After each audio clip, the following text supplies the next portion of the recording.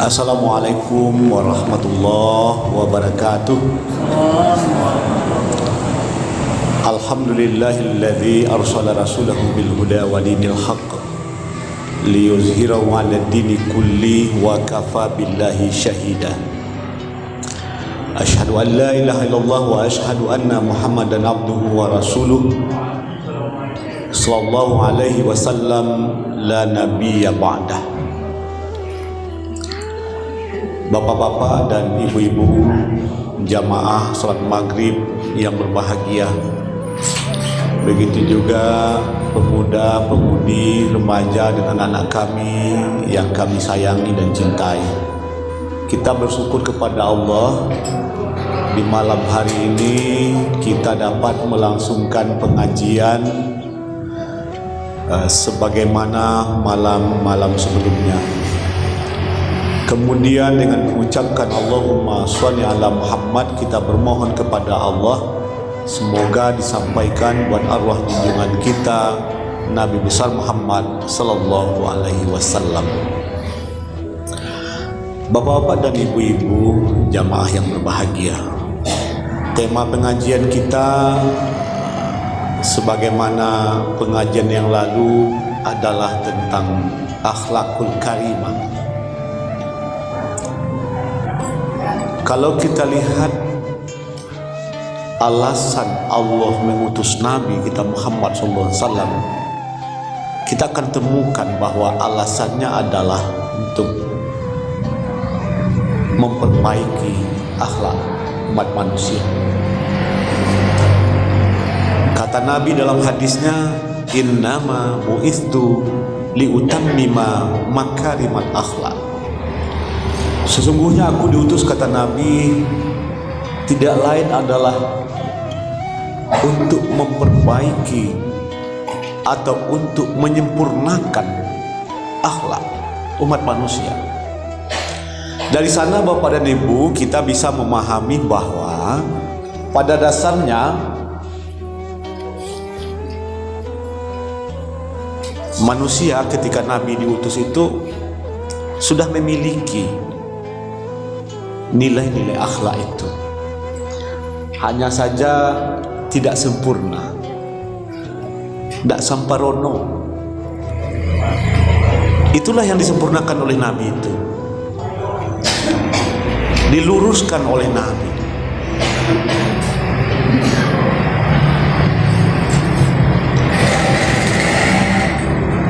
Mereka mengenal Tuhan yang mereka sebut Allah, tetapi mereka mempersekutukannya, membuat sembahan-sembahan yang lain selain daripada Allah.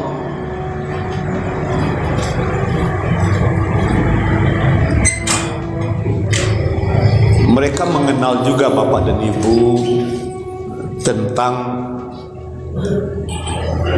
perkawinan. Banyak bentuk perkawinan, tetapi dari banyak bentuk perkawinan yang dilakukan oleh mereka itu, ada satu yang kemudian disempurnakan oleh Nabi.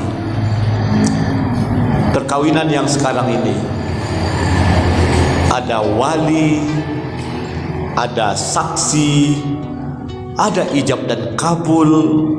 Ini yang dipilih. Ini kemudian yang dipakai oleh Nabi SAW.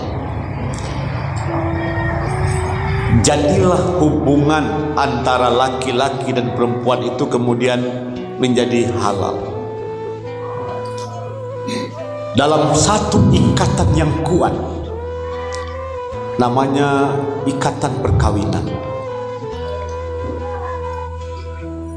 Dulu Bapak dan Ibu-ibu, orang-orang Arab tuh berpoligami,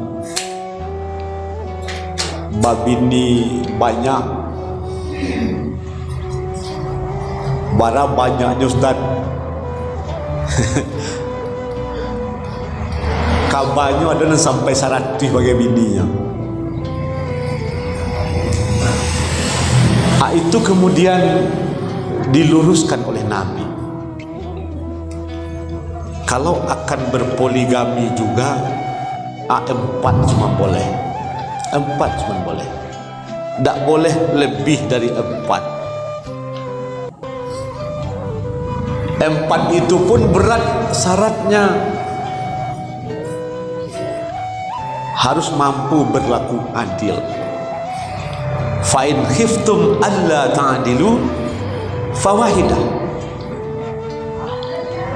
Kalau kamu tidak sanggup berlaku adil, maka cukup 1. Ini diluruskan oleh Nabi. Ini yang diajarkan oleh Nabi SAW. Dan dulu bapak dan ibu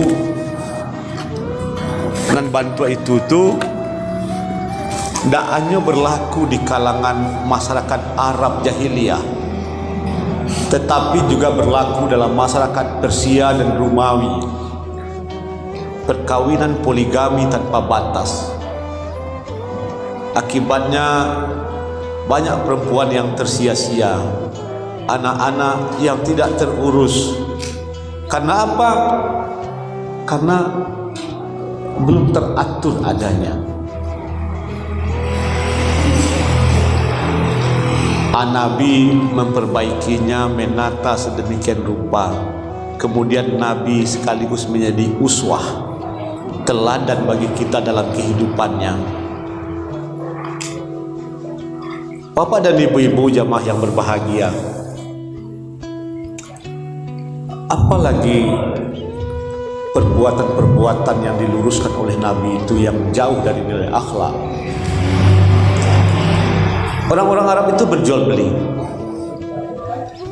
mereka bertransaksi, mereka melakukan perniagaan ke timur dan ke barat, ke negeri Yaman.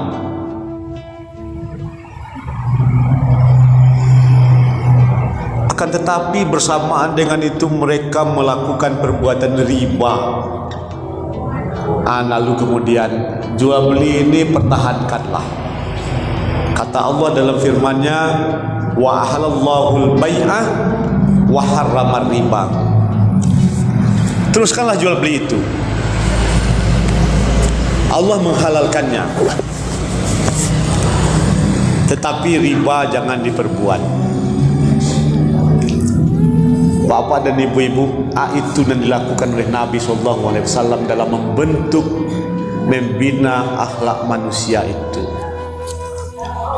Kalau kita mengaji hukum bapak dan ibu, sebelum Nabi Muhammad datang, hukum kewarisan ko lahadu juga, hukum kewarisan adat Arab ya, atau menurut tradisi yang berlaku di tanah Arab sini.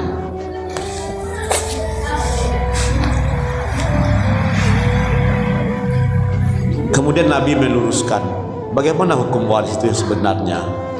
Sebelum Islam datang, bapak dan ibu, perempuan tidak berhak menerima harta warisan.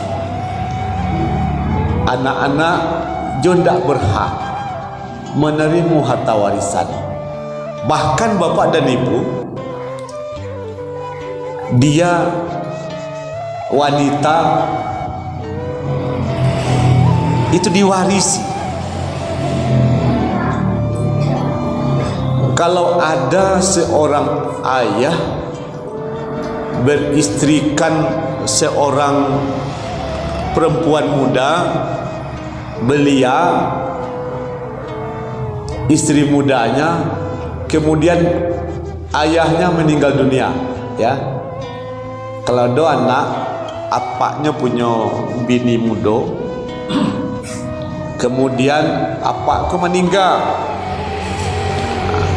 bini muda apa tadi itu adalah hak bagi anaknya. Apakah akan kawin ni atau nyelapeh untuk kawin dengan orang lain? Apa itu nasib wanita ketika itu. Kemudian anak-anak angke bapak dan ibu nya berhak mendapatkan warisan.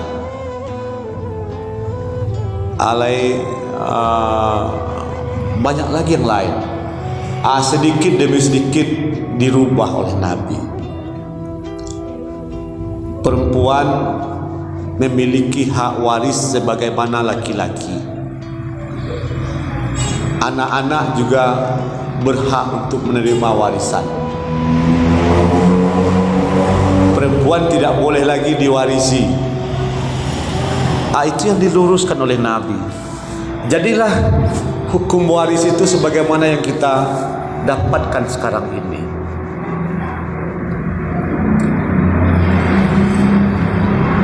Akhlakul karimah yang diajarkan oleh Nabi itu sebenarnya adalah menata kehidupan kita ke arah kehidupan yang baik, yang teratur. Bapak dan ibu-ibu jamaah yang berbahagia, banyaklah itu sesudah itu yang diatur, yang diperbaiki oleh Nabi, sehingga jadilah kita seperti sekarang ini.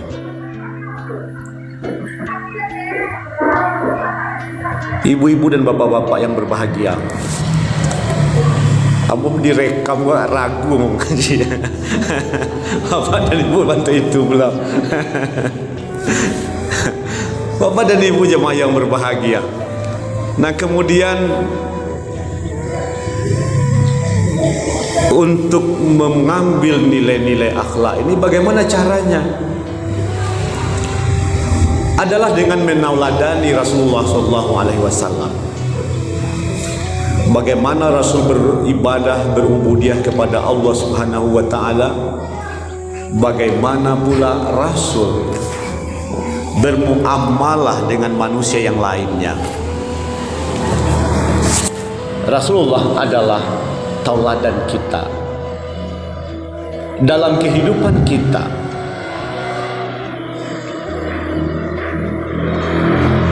Kalau ada orang bertanya, bagaimana caranya agar kita berakhlak yang baik ini?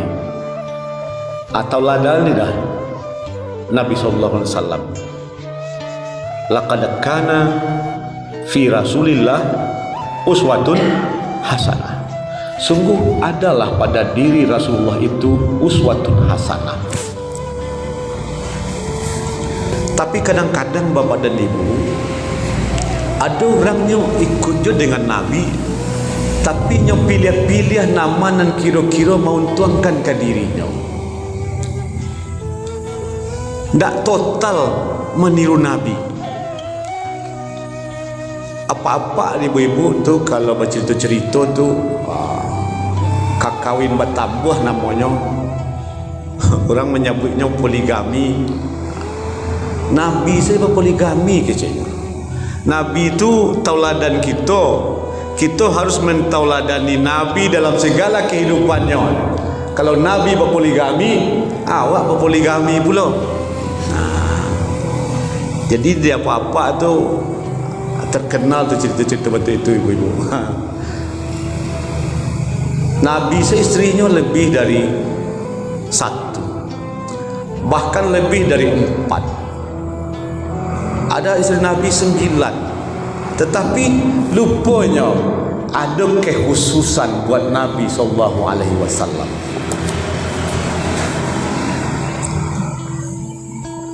Kalau cerita tentang poligami kau, Pak semangat saya bu, semangat betul kan? Tapi cuba ceritakan tahajud Nabi, solat malam Nabi. Awak nak satu, nak tekau dah awak kalau salat malam dengan Nabi itu. Nabi kadang-kadang menghabiskan waktunya untuk salat malam tu amuh 2 jam atau 3 jam apa-apa dan ibu-ibu. Lama Nabi kau salat. Dan Nabi salat tahajud tu tiap malam. Kalau nak nikah kau jarang disabui orang kau. Tapi kalau bercerita dan mau tuangkan dirinya, nya semangat cerita kau. Tapi kalau cerita tentang tahajud Nabi, nya tak mau cerita lain. Nabi itu adalah uswah, tauladan. Aisyah pernah ditanya tentang bagaimana akhlak Nabi itu. Kata Aisyah, akhlak Nabi itu ya Al-Quran. Nabi itu ibarat Al-Quran berjalan.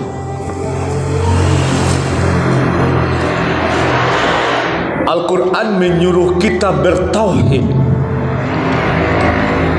Itulah yang diajarkan oleh Nabi dan diamalkan oleh Nabi. Contohlah Nabi SAW, baik Nabi salat, baik Nabi kata tetangga-tetangganya, baik Nabi jika berhadapan dengan orang-orang bodoh, baik Nabi berhadapan dengan orang-orang miskin. Itu semuanya adalah tuntunan bagi kita untuk membina akhlak kita. Jadi apa dan ibu bisa juga berakhlak dengan membaca sejarah. Bisa baca sejarah Nabi.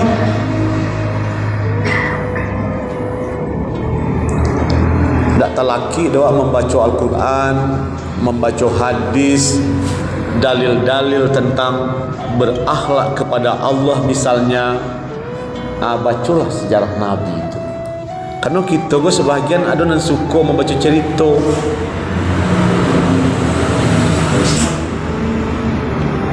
Tak ada. Bacalah sejarah hidup Nabi itu. Bagaimana Nabi memperlakukan istrinya, bagaimana Nabi santunnya, hormat kepada tetangga. Itu ada sadanya dalam sejarah.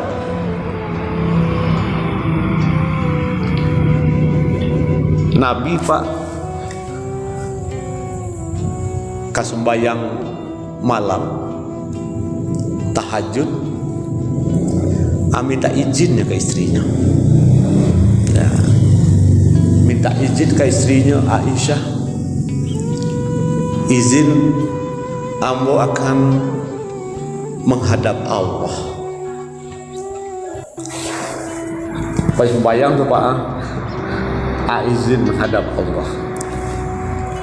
Minta izinnya ke istrinya. Pulang, pernah satu ketika Nabi pulang pintu tak kunci. Lalu Nabi di pelapah taman di luar. Dia apa-apa le talok tu. Awak pulang pintu terkunci. Dikukuah pintu tu. Bukalah pintu gua aja. Beko marabo-rabo. Kabau gitu. Beko nyelalok lo je balik je bininya kau. Tadi kecilnya bininya kabau. Tu nyelalok berdua. Lalok je. Je kabau. Nah, itu perangai orang awak. Nah, amunya lalu je kabau. Dia anda tahunya bahwa Nabi mengajarkan akhlak yang baik terhadap perempuan, terhadap istri, menghormatinya. Dia talok dah cerita tu Pak. Pulang malam, hari dingin. Nah, toko-toko pintu nak itu buka dah. Tiba Pak Nam Prabowo dia dongkak lah pintu boleh kau kan. Atau lambek bininya buka pintu. Serupa tadi itu lalok itu. Lalok cok kapau. Bekonya lalok berdua. Berarti apa kau lalok jo? Jok kapau. Nah, itu jauh sebenarnya dari nilai-nilai akhlak yang diajarkan oleh Nabi. Jadi Nabi Pak, tauladan kita, tak jago istrinya. Kalau dijagokan Nabi mungkin jagonya tu. Anda tak amuh Nabi menggaduh. Alaloknya di rumah. Bapak dan ibu-ibu jamaah yang berbahagia, jadi kalau kita berbicara tentang akhlakul karimah kita bisa saja belajar dari kehidupan Nabi SAW.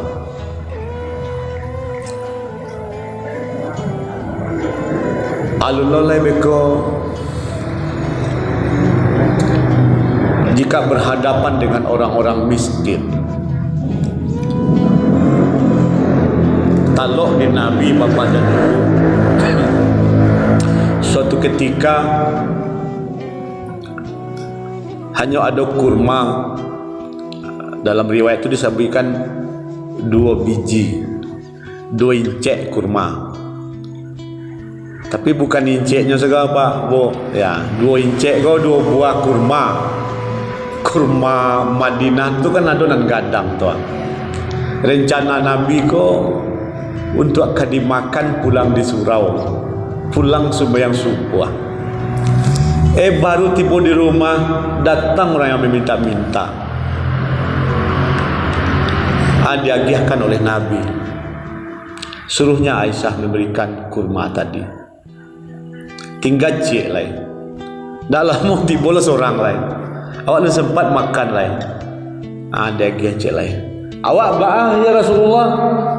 Kata Aisyah, awak puasa sunat selahari kau. Puasa Nabi hari itu. Mungkin kebetulan hari itu hari Senin atau hari Kamis. Langsung Nabi puasa. Karena Nabi melihat ada orang yang lebih membutuhkan dari dia.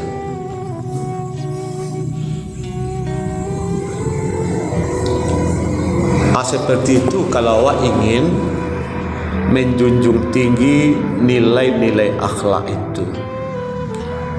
Dalam pembahasan kita yang lalu Bapak dan Ibu, secara umum pembahagian akhlak itu 2 sajanya. Akhlak kepada Allah dan akhlak kepada makhluknya. Akhlak kepada Allah adalah mengesahkan Allah dan tidak mempersekutukannya dengan yang lain. Kalau awaklah bertauhid kepada Allah, berarti awaklah berakhlak namanya itu.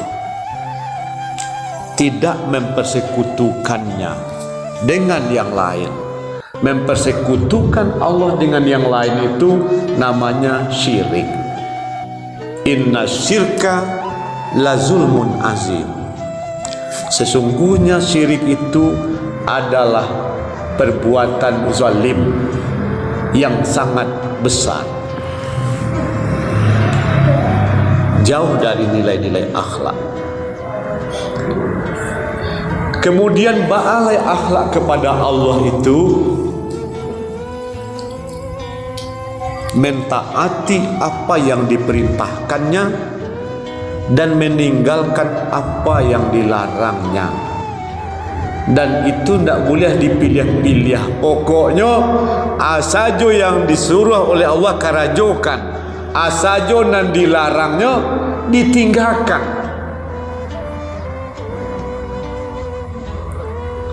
Kadang-kadang dewa bapak dan ibu-ibu, kalau nanka mau tuangkan bagi awak perintah kalau namanya nangka nati awak patuh. Tapi kalau barek rasanya ambek jahlu.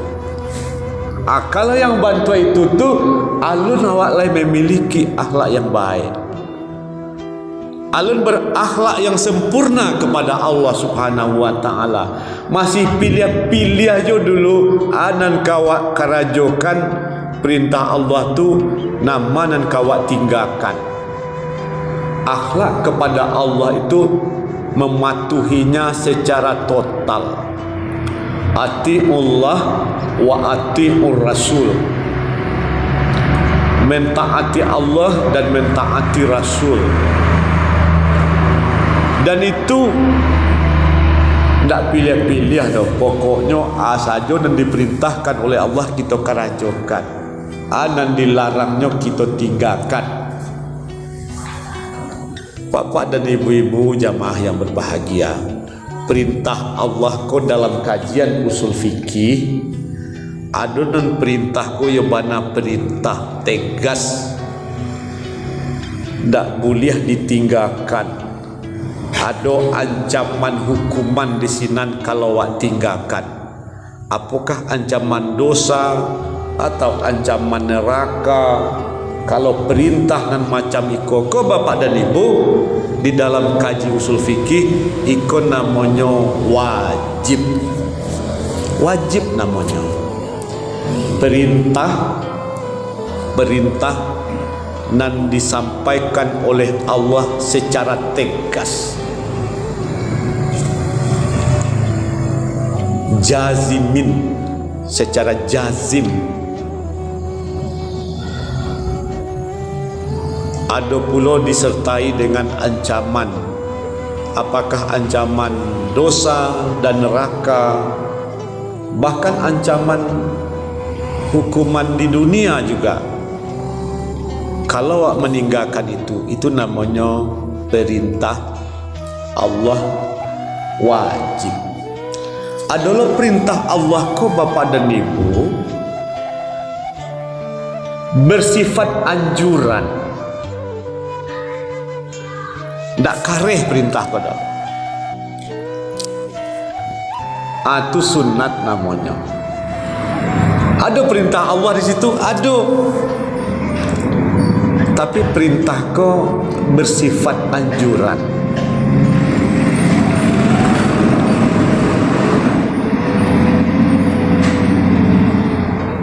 Sebahagian mendefinisikannya, kalau perintah yang macam itu dikarajokan, awak dapat pahala. Kalau ndak awak karajokan, awak ndak berdosa. Berdosa ya ndak lho Pak. Cuma awak ndak termasuk orang yang taat. Ndak termasuk orang yang patuh. Karena di situ ada perintah. Bahasa awaknya yang sunat ko sebaiknya dikarajokan, jangan ditinggalkan. Coba bandingkan ibu-ibu ya. Awak punya anak ko, punya anak gadis, punya anak gadis. Inyo kapai naik gunung misalnya. Kalau awak melarangnya model koa, ya ibu-ibu, awak melarangnya model koa,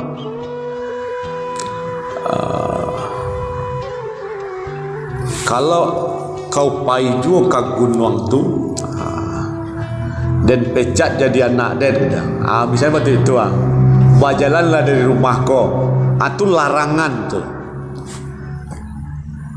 larangannya tegas tu.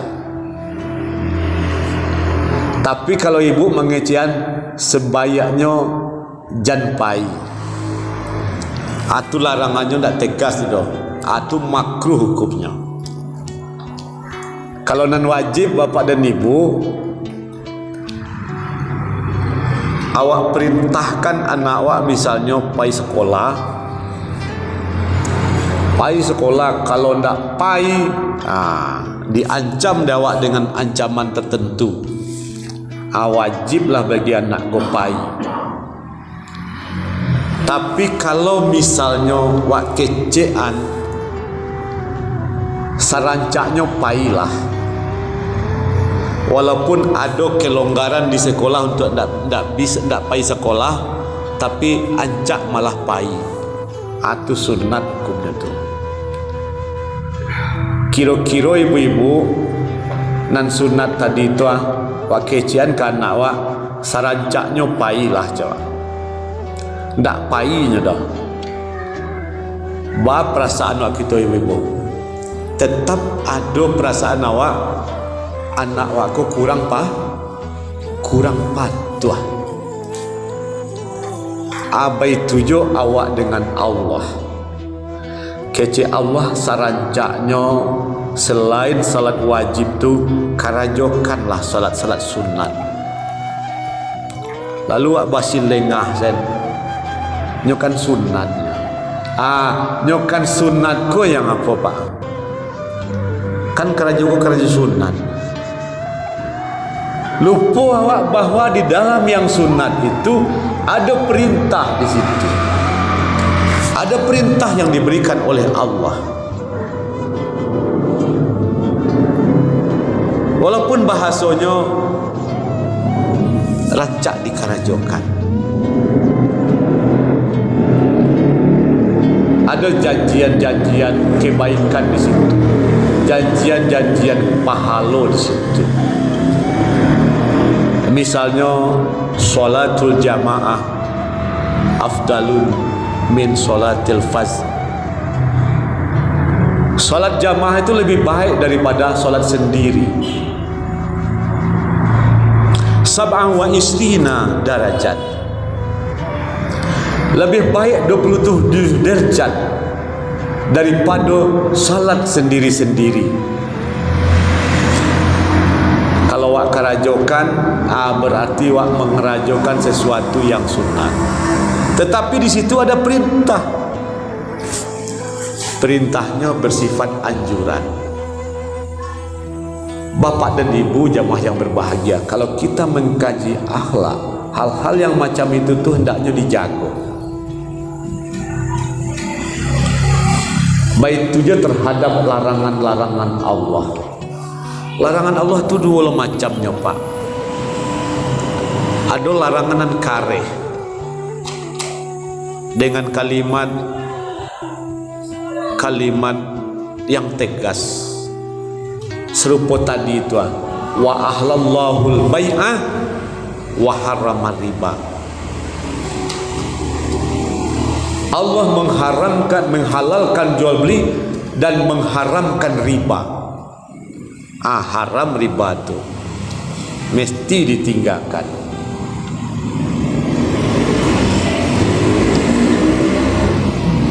Kalau ada larangan-larangan Allah Bapak dan Ibu, tetapi larangan itu tidak keras, disitulah lahirnya hukum makruh.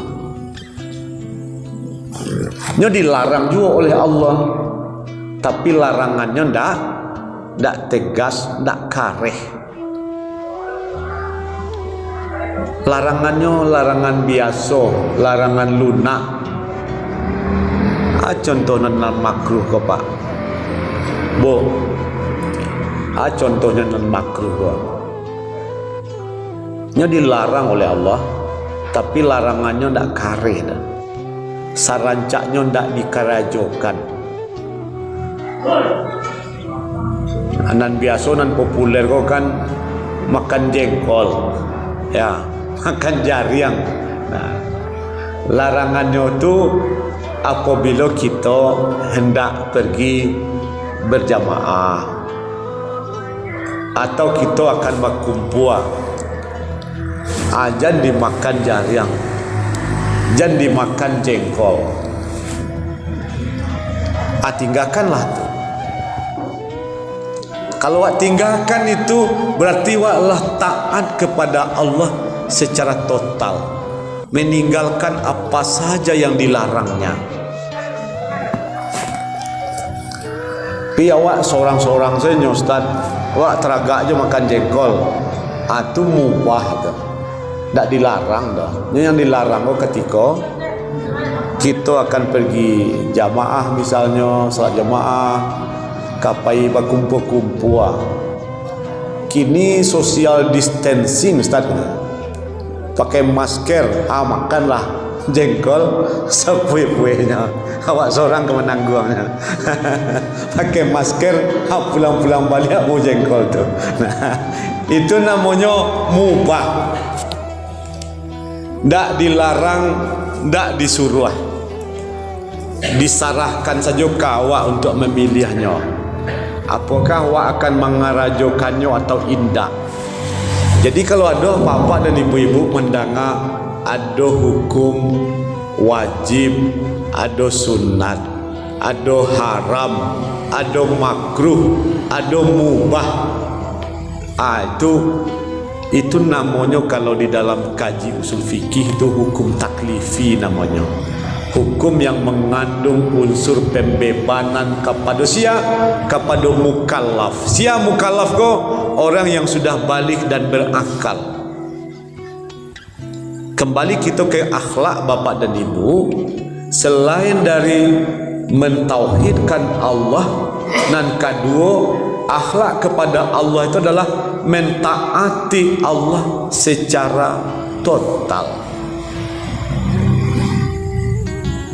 melaksanakan apa saja yang diperintahkan oleh Allah kepada kita, baik perintah itu keras, perintah itu tegas, maupun perintah itu bersifat anjuran. Baik perintah itu mengandung hukum wajib ataupun mengandung hukum sunnah, keduanya ada perintah Allah di dalam. Orang yang berakhlak mulia, yang berakhlak kepada Allah, nya akan karajokan kedua-duanya, baik yang diperintahkan oleh Allah secara keras, secara tegas, baik tujuh yang diperintahkan oleh Allah dalam bentuk anjuran. Orang-orang yang berakhlak kepada Allah Subhanahu wa taala, dia akan meninggalkan apa saja yang dilarang oleh Allah,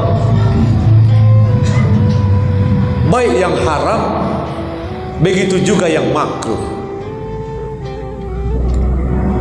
Terhadap yang tidak diperintahkan, yang tidak dilarang, itu tergantung kepada kita Bapak dan Ibu, apakah kita akan mengerjakannya atau tidak. Samojo apa Bapak, awak berjalan di jalan raya ketika lampu merah mati, awak menyebutnya kan lampu merah ya, lampu jalan, traffic light. Ini di sini tuh ada hijau, ada kuning, tapi orang awak menyebutnya lampu merah. Tunggu sedang beko di lampu merah tu aja. Tunggu lampu merah di lampu merah kan. Nah, padahal di situ ada hijau, ada kuning. Nah, ketika lampu tu mati, tu boleh pilih tasarah ka awak, katarih wa kainda. Pertimbangkanlah elok-elok. Kalau ada auto kancang, tentu awak berhenti dulu. Kalau auto rami itu berhenti dulu. Sebab tanya diri awak. Wak calian kalau rasanya keselamai awak, taruhlah jalan. Tapi kalau indah berhenti wak. Itu mubah namanya bapak dan ibu. Ibu-ibu pulang di masjid kok boleh saja memakan anunya, memakan kacang tanah ya, kacang tanah yang alun babuih atau yang lah babuih kan, atau apa penyakit ibu-ibu ya, sakia misalnya asam urat, asam urat, awak makan bayam ya pantang ibu, pucuk ubi, pantangnya. Itu kan boleh hasilnya. Kalau makan keindah kan boleh hasilnya. Soalnya mubah. Kulu washrabu halalan thayyiban. Ya. Kita boleh makan dan minum yang halal lagi baik.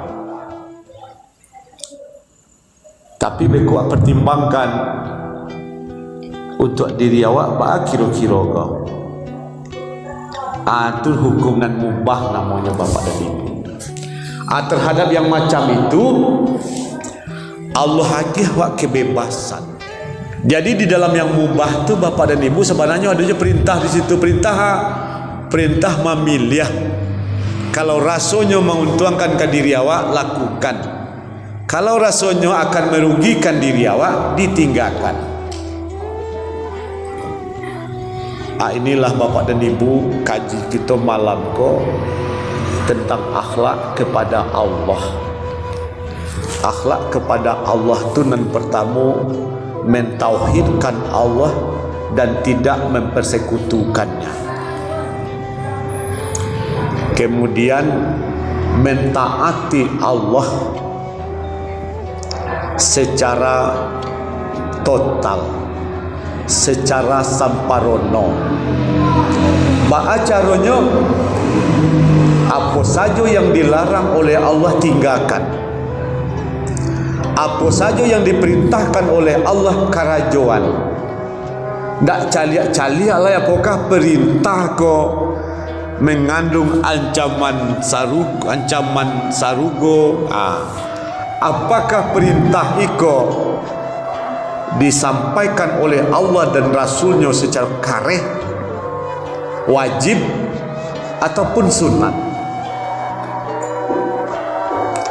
Apa saja yang dilarang oleh Allah, bagaimanapun bentuk larangan itu, apakah larangan itu keras dengan ancaman neraka misalnya, ancaman dosa,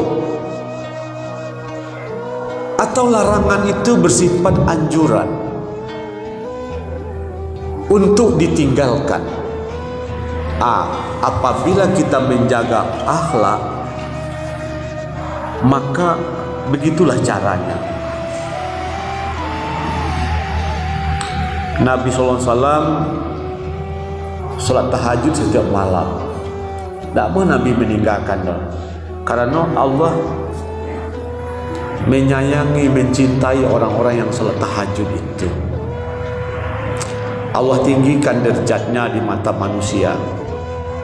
Allah kabulkan doa-doanya. Maka kemudian Nabi selalu salat tahajud. Kalau awak kamu menyentuh Nabi, kerajokan lo tuh Pak, salat tahajud tuh, salat malam tuh setiap malam. Demikianlah Bapak dan Ibu-ibu, kesempatan ini mudah-mudahan kita memiliki akhlakul karimah terhadap Allah Subhanahu wa Ta'ala dengan cara yang tadi itu ya Bu, Pak. Dan pertama, mengesahkan Allah, senantiasa mengesahkan Allah, tidak mempersekutukannya dengan yang lain. Kemudian selalu menjaga, melaksanakan apa saja yang diperintahkan oleh Allah dan meninggalkan apa yang dilarangnya. Lebih dan kurang mohon maaf. Terima kasih atas perhatian Bapak dan Ibu. Wabillahi taufik wal hidayah. Wassalamualaikum warahmatullahi wabarakatuh.